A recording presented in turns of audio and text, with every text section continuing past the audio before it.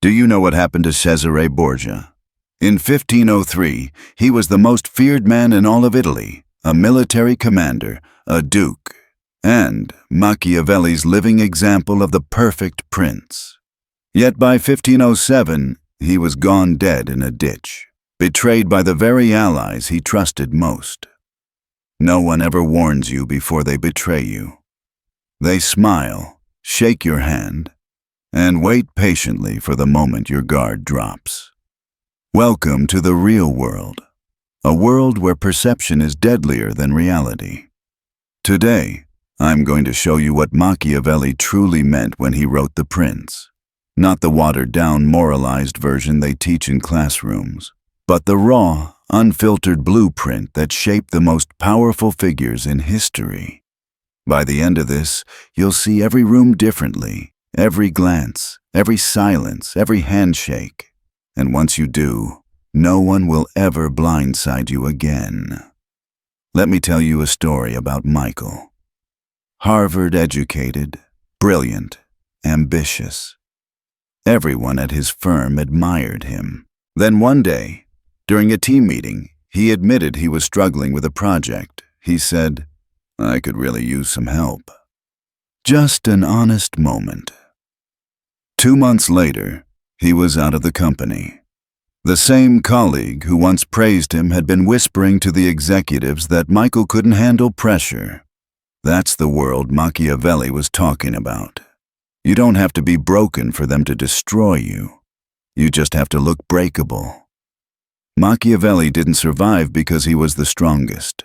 He survived because he mastered the art of appearing untouchable. Rule number 1 of power: never bleed in front of wolves. Even when you're dying inside, you must look like you're ready to kill. People don't attack you because you're weak. They attack you because you look weak. When I was 27, my first business was collapsing. Investors were pulling out, partners were panicking, and I had exactly 347ers left in my bank account. Every morning, I still put on my best suit, walked into meetings with unshakable confidence, and talked about our inevitable success.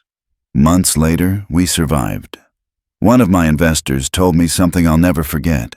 I was ready to pull out until I saw how calm and confident you looked while everything was falling apart. That's when I decided to double down. That's not luck. That's power through perception. Machiavelli wrote, "Everyone sees what you appear to be. Few experience what you really are." That's not philosophy. That's instruction. You must master the image of strength, especially when you're broken inside. No public struggle. No crying on social media. No venting to people who don't need to know.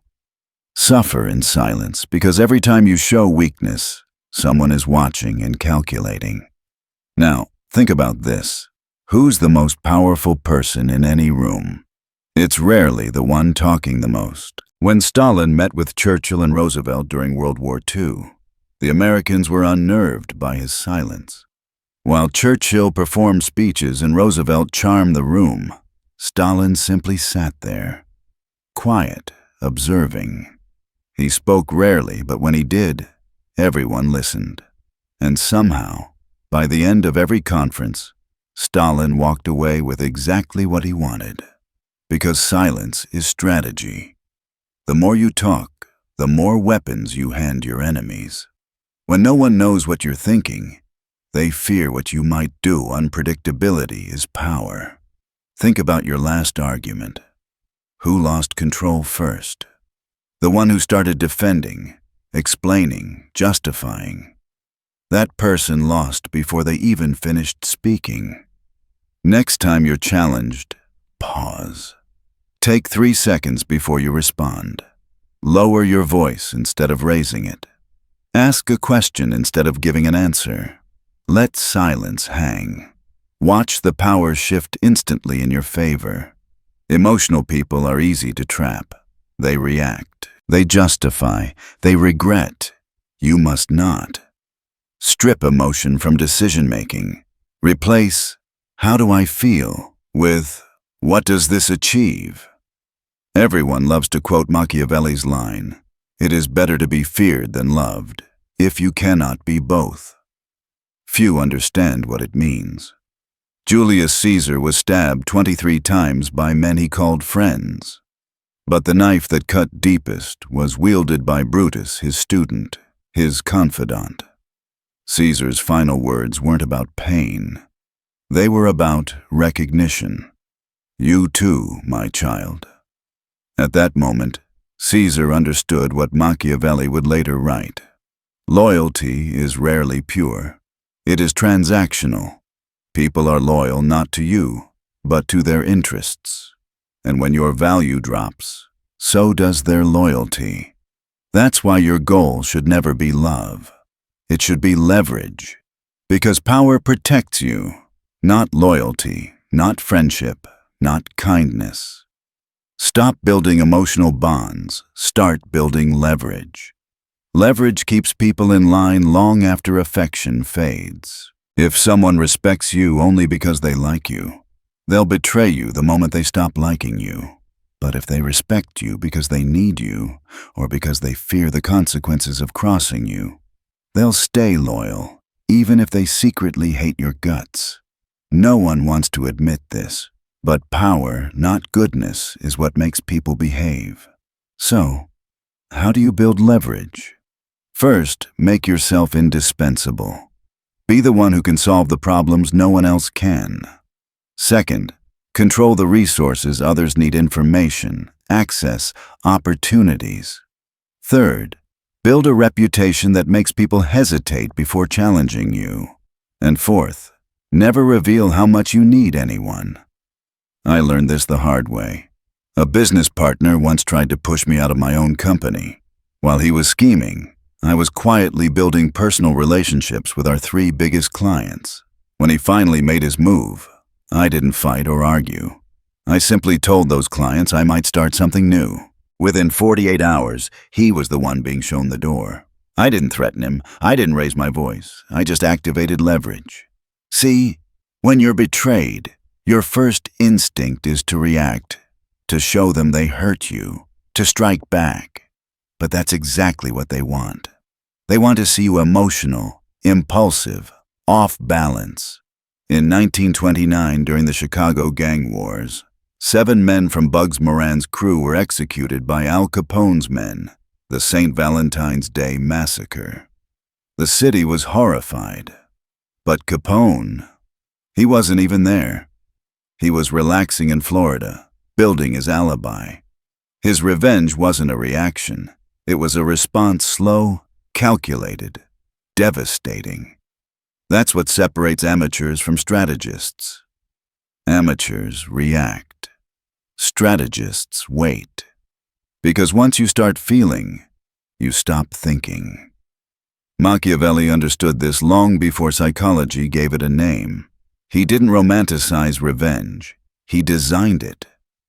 He knew that emotion blinds the powerful and empowers the manipulative. So when someone wrongs you, do exactly what they don't expect. Act unfazed. Act calm. Even act appreciative. While they think they've gotten away with it, start gathering information. Study their behavior. Find their dependencies, their weaknesses, the things they can't afford to lose. Wait until they've grown comfortable again, then move. Cleanly, quietly, without emotion. No anger, no drama. Just outcome. Because the moment your enemy realizes they never shook you, they begin to doubt their power, and that doubt becomes your weapon. The most dangerous person in the room isn't the one shouting, it's the one observing. Take J. Edgar Hoover, for example. For decades, he controlled American politics without ever holding elected office. Presidents came and went. Hoover stayed. How? He collected secrets. He built leverage. He didn't need to threaten anyone. Everyone knew he could. His power was atmospheric, invisible, and permanent.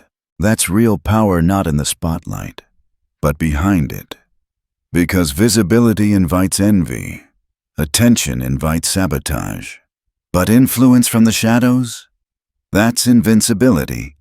Machiavelli wrote that a prince should avoid being hated or despised, and the surest way to do that is to hide his hand.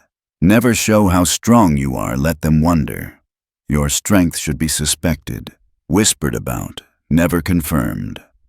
The key to ultimate control is not dominance, it's direction. You don't need to wear the crown. You just need to own the kingdom. Let others chase titles, applause, and attention. You orchestrate. You quietly shape outcomes while others argue over credit. So how do you become that kind of strategist? 1. Build a reputation for making things happen behind the scenes. 2. Let others be the public face while you remain the architect. 3. Cultivate relationships with powerful people who trust your judgment. 4. Feed their egos. Make them believe they're leading. 5. Shape the path so subtly they think it was their idea. When you become invisible, you become unpredictable. When you become unpredictable, you become unstoppable. Silence is your weapon. Mystery is your shield. Everything we've talked about so far comes down to one timeless Machiavellian principle. In a world where most people act on emotion, the strategist always wins. The untouchable don't survive because they're ruthless. They survive because they see reality as it is, not as they wish it to be. So, remember these laws. Perception creates reality, control how others see you. Silence creates power, speak less, observe more. Loyalty is transactional, build leverage, not trust. Reaction is weakness, response is strength. Visibility is vulnerability, control from the shadows. When I finally sold that same business years later for 8 figures, one of my investors pulled me aside. He said, "I never invested in your company. I invested in you, the way you carried yourself when everything was falling apart." That's when I understood what Machiavelli had been saying all along. Power isn't about money, fame, or titles. It's about becoming the kind of person who remains unmoved when others try to destroy you, who can smile when threatened, walk away when tempted, and rise when crushed. That's what it means to be untouchable. Power doesn't demand that you shout. It demands that you see. Once you start seeing people for what they are, not what they claim to be, the world starts to make sense. Most people aren't malicious. They're just self-interested. Their loyalty is a mask they wear until it costs too much to keep on. They'll stay close when you're useful, but vanish when your usefulness fades. Machiavelli warned that men are ungrateful, fickle, false, cowardly, covetous. He didn't say it with anger. He said it with understanding.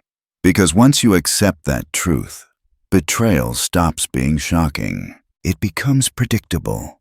People don't betray you because you did something wrong. They betray you because they found an opportunity. That's why you must never build your world on loyalty. Build it on leverage. Never rely on people's affection. Rely on their need. Because affection can fade overnight, but need binds them to you like iron. When someone betrays you, don't take it personally. Take it as data. They've just revealed who they are and what they value more than you. That's useful information if you're calm enough to see it, because the one who reacts emotionally hands their enemy the blueprint of their weakness. The one who stays silent takes their enemy's power away. Machiavelli would say, "Never react, only respond." Reaction is emotional. Response is strategic. That's the difference between the ones who survive and the ones who rule. When Al Capone wanted revenge, he didn't yell, he didn't threaten. He created an illusion. While his rivals mocked him up north, Capone was in Florida, smiling for the press, building an alibi. His enemies believed they'd won until the St. Valentine's Day massacre proved otherwise. He didn't act in rage. He acted with precision. Because vengeance delayed is far more terrifying than vengeance declared. Most people mistake silence for weakness. But silence isn't surrender. Silence is setup. It makes people wonder what you're planning. It forces them to reveal themselves. The more they speak to fill the void, the more they expose their intentions. That's why Machiavelli advised rulers to be foxes before they become lions. The fox recognizes traps. The lion frightens wolves. You must be both. Know when to be patient and when to strike so suddenly that no one ever tries you again. Power is patience sharpened to a blade. And this is where most fail. They mistake calmness for forgiveness. You can forgive in your heart and still calculate in your mind. You can smile at someone you'll never trust again. That's not hypocrisy. That's survival. Remember, your enemy's ego is always louder than their logic. So let them believe you've moved on. Let them relax. Let them grow sloppy. Then, when the moment comes, you act cleanly, without anger, without warning, without explanation. Because explanations expose you. Silence, on the other hand, builds mystique, and mystery terrifies people. There's a reason the most feared men in history weren't loud, they were unreadable. They didn't broadcast emotion. They didn't reveal plans. They didn't clarify motives. Stalin, Hoover, Borgia, they all understood one principle. Power is the ability to make others uncertain.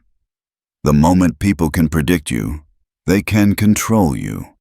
The moment they know what you'll say, how you'll react, what you'll tolerate, the game is over. So become unreadable.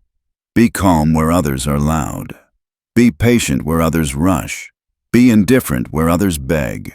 You don't win by overpowering people. You win by outlasting them. When you move in silence, your power compounds.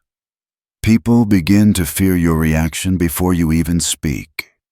They watch their tone, censor their words, calculate their actions not because you demanded respect, but because they feel it. That's when you've crossed the invisible threshold. When your presence alone shapes behavior. Understand this. You don't need to dominate every space. You just need to shift the energy in it. When you walk in, speak little. Observe everything. When you're challenged, smile, not sarcastically, but knowingly. When you're underestimated, let them. Because underestimation is the purest form of camouflage. They'll think they're winning until the ground disappears beneath them. That's what Machiavelli meant when he said, "Men judge more by the eye than by the hand." Control what they see, and you control what they think. Power isn't just strength. It's stagecraft. It's emotional theater. No. The strong are rarely respected. The composed are. Your silence should say, "I could destroy you, but I choose not to." Your calm should whisper, "I already know how this ends." That's when they stop testing you. That's when you stop reacting and start ruling.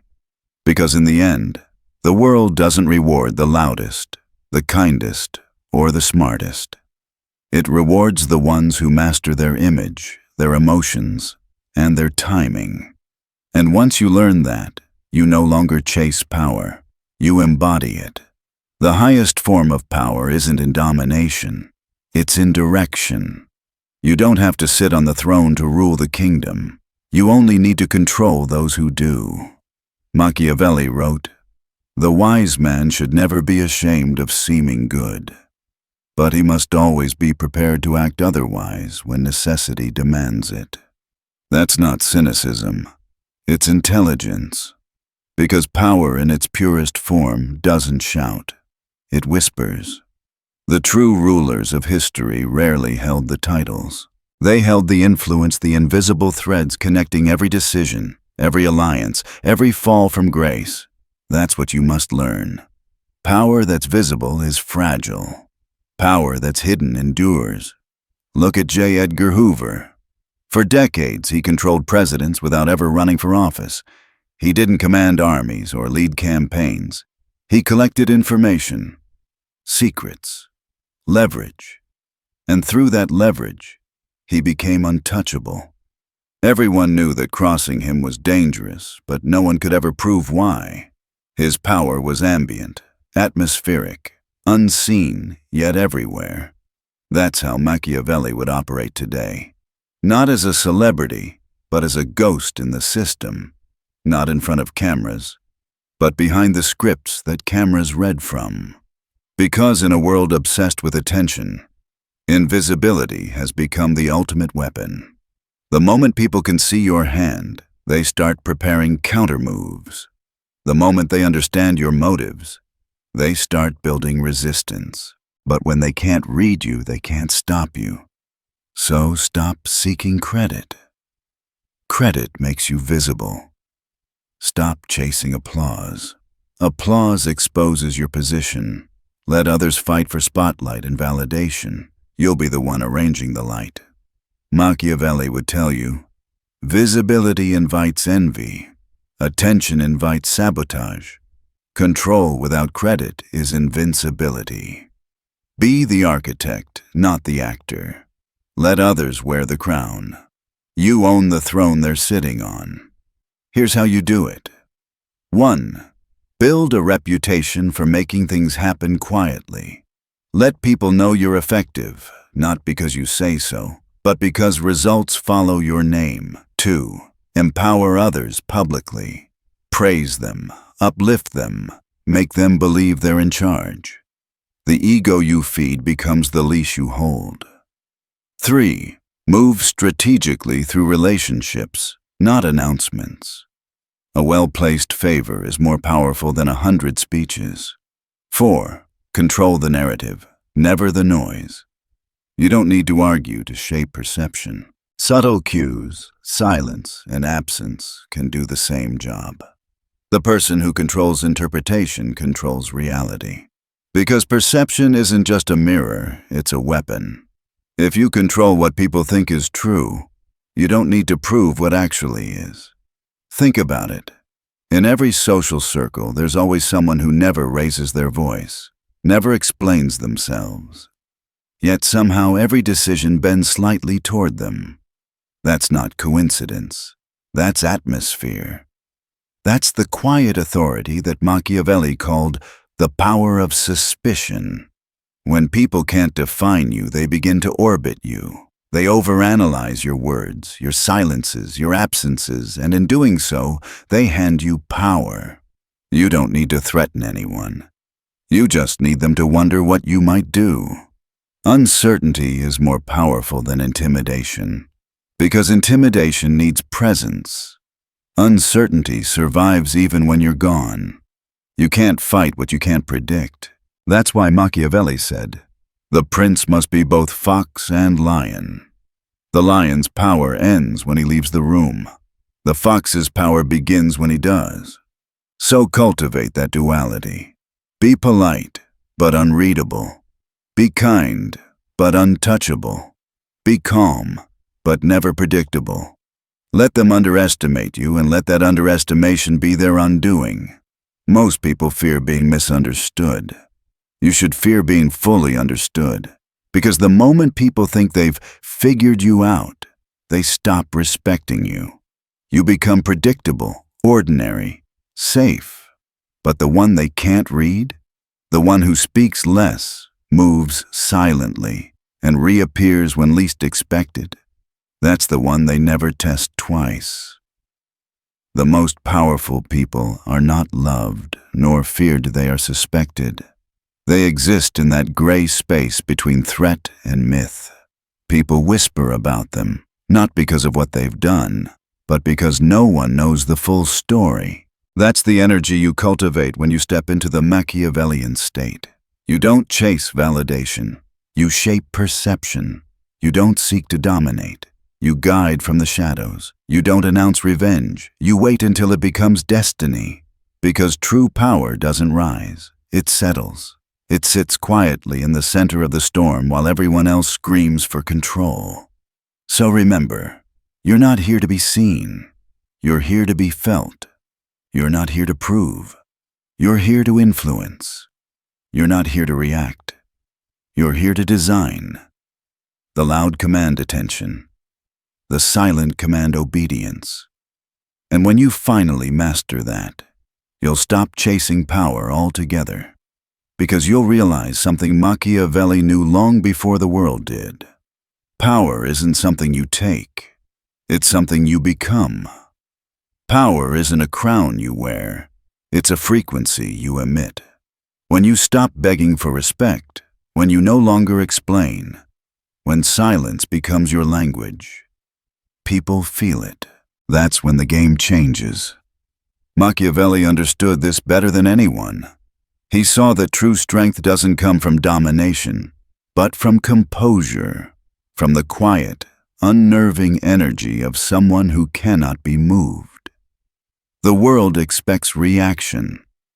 It feeds on it. When you stop reacting, you starve the entire system that once fed on your emotions. That's when they panic. When you stop caring, they start crumbling. The moment you detach from the need to be liked, understood, or approved of, you become unpredictable. And unpredictability is power. You'll notice how the same people who once ignored you suddenly start paying attention.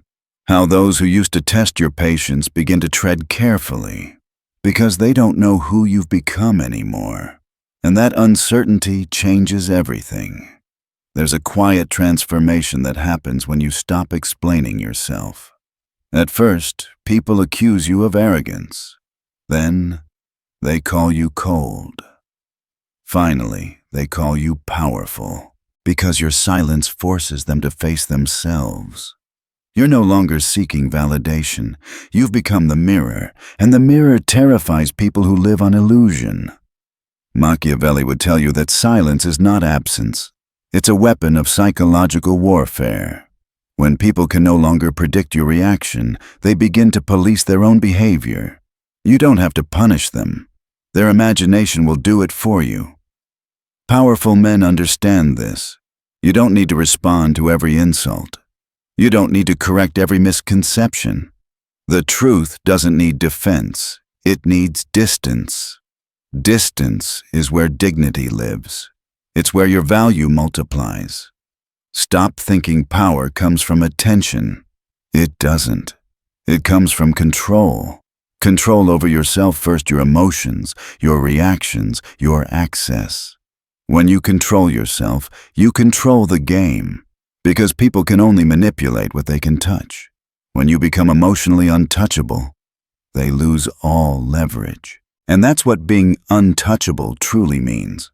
It's not about arrogance or superiority. It's about being unshaken by chaos. It's about maintaining your internal power no matter who tries to provoke it.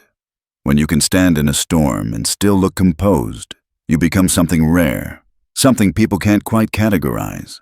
They'll whisper that you've changed, and they'll be right, because you no longer operate on their timeline, or their triggers, or their need for chaos. You've transcended it. This is what Machiavelli meant when he wrote, "The one who adapts to the times will prosper." Adapting doesn't mean compromising. It means evolving, learning when to act, when to wait, and when to disappear. There is a type of power that doesn't roar. It hums quietly, like thunder that hasn't struck yet. That's the kind of presence you must build. Here's how. 1. Master restraint. Every outburst gives someone a map to your emotions. Don't give them that map. 2. Withhold information. Let curiosity become your bodyguard. 3. Choose presence strategically. The less they see you, the more they imagine you. 4. Be decisive when you act. When you finally move, make it clean and final. Never strike twice for the same offense. 5. Detach from outcome. You can't control how they perceive you, only how you position yourself. Every time you hold back what others expect, your power multiplies. Because power is never about what you show, it's about what you reserve. When people think you're desperate for control, they push harder. When they see you don't need control, they give it to you.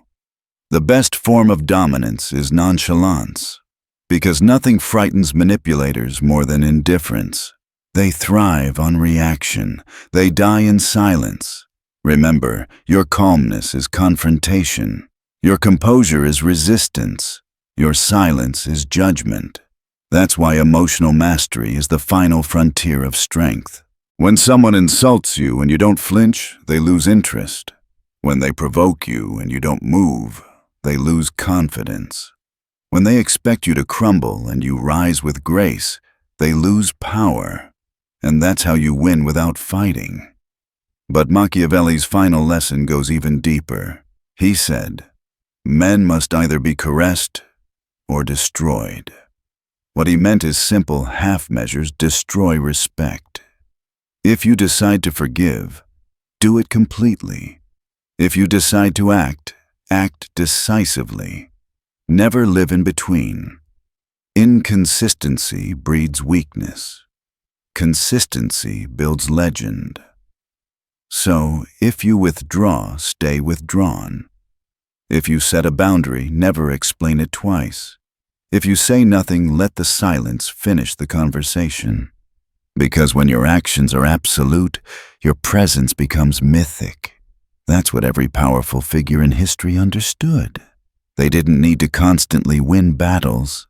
They just needed their reputation to do the fighting for them. When your image speaks louder than your words, you've entered the highest level of strategy. Control without exposure. You've seen it before, the man who walks into a room and the energy changes. He doesn't talk much, he doesn't rush, he just is. People feel the weight of his stillness. That's power distilled, contained, invisible, yet undeniable. It's not that he never cared. It's that he learned caring too openly makes you predictable. And predictability is the death of influence. You're not here to prove you're strong. You're here to become so composed that strength is assumed. You're not here to be feared or adored.